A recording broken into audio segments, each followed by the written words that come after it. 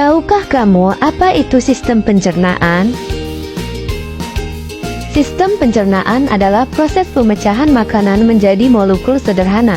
Sistem ini berfungsi untuk mencerna dan menyerap nutrisi yang dibutuhkan tubuh. Sistem pencernaan itu terbagi menjadi dua. Yang pertama ada pencernaan mekanik, dan yang kedua ada pencernaan kimiawi. Pencernaan mekanik adalah pengubahan makanan dari bentuk kasar menjadi halus dengan bantuan gerakan alat-alat pencernaan, contohnya seperti gigi, lambung, dan lain-lain. Sedangkan pencernaan kimiawi adalah pelarutan makanan oleh enzim-enzim pencernaan, mengubah makanan dari bermolekul besar menjadi bermolekul kecil, contohnya ialah kelenjar pencernaan. Organ-organ pada sistem pencernaan.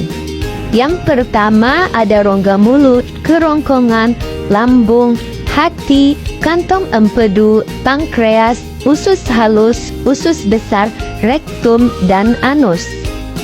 Sistem pencernaan terdiri dari saluran pencernaan dan kelenjar pencernaan.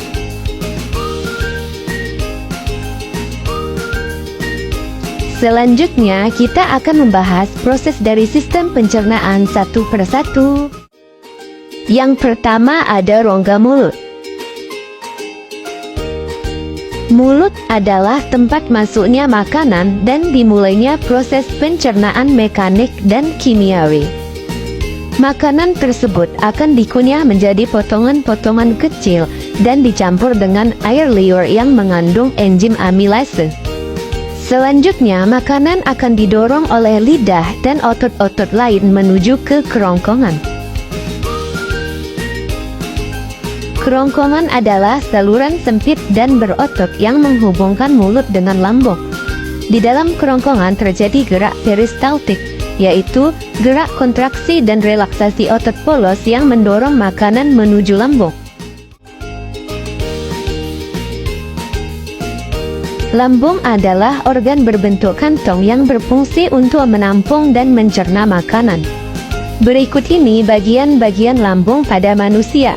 Yang pertama ada kardiak, yaitu bagian lambung yang berhubungan dengan esofagus. Yang kedua ada fundus, berbentuk seperti kubah, letaknya di atas badan lambung. Yang ketiga ada pilorus, yaitu terowongan yang menghubungkan lambung dengan usus halus.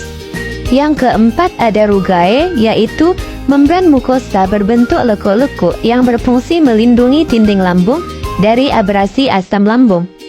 Lambung juga mempunyai otot sphinkter atas dan sphinkter bawah.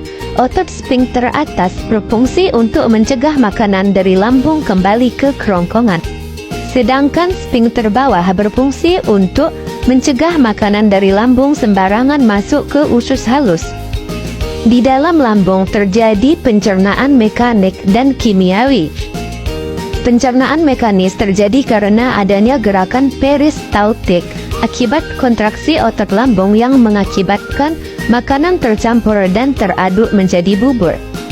Sedangkan pencernaan kimiawi terjadi dengan bantuan getah lambung yang dihasilkan oleh kelenjar yang terletak di dinding lambung di bawah fundus. Berikut ini zat-zat pada getah lambung. Yang pertama ada asam lambung atau HCl, yang kedua enzim pepsin, yang ketiga enzim renin, dan yang keempat ada hormon gastrin.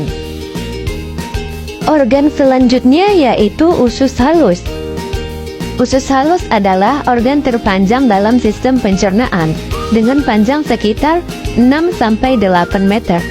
Usus halus terdiri dari 3 bagian, yaitu yang pertama duodenum, yang kedua jejunum, dan yang ketiga ileum. Usus halus berfungsi untuk mencerna makanan secara kimiawi dengan bantuan enzim-enzim dari pankreas, hati, dan empedu, serta menyerap zat-zat gizi ke dalam darah.